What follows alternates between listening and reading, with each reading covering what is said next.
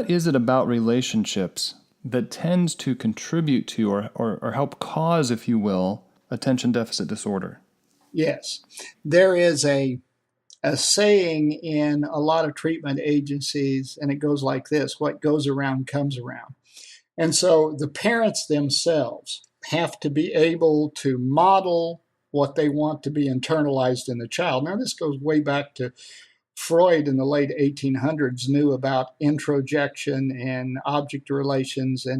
But to put it simply, what it means is for the parent to teach regulation of emotions, regulation of impulses, empathy, patience, focus, attention, and those kind of things, they have to be able to have them themselves and emulate them or model them. If you try to have a family dinner and you have an attention deficit disorder, and as will happen with people who are not well refined in inhibition, they knock over the milk. If you overreact impulsively with your behavior or with too highly modulated emotions, or if you are too unempathetic about what small hands trying to pass the peas do, occasionally it's too heavy or unbalanced and they drop them, then that's what the child starts to internalize, and those are the neurons that grow, that impulsive, inattentive, uncooperative side of the child. Now, if on the other hand, we can analyze the parents in these families, and they'll have different levels of problems themselves, and we'll intervene with them to get them to be able to do these repetitions and model the very same traits that they're trying to develop in the child.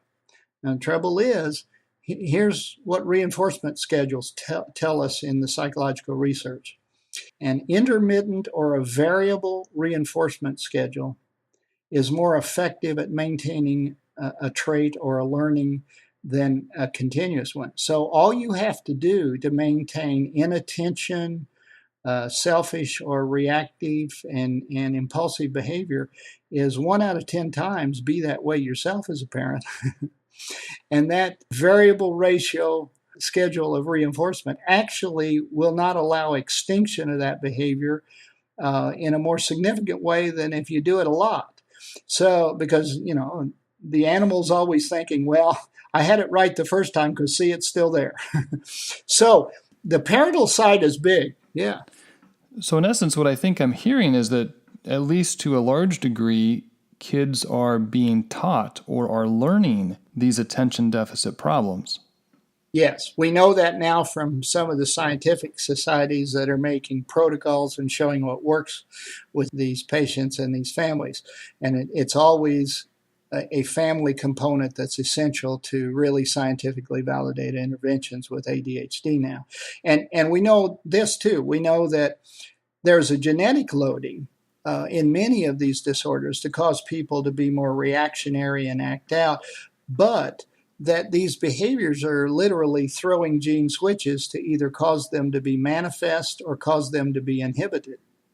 So this gets actually into my next question, which is how much of ADD is genetic and how much is learned or from the environment?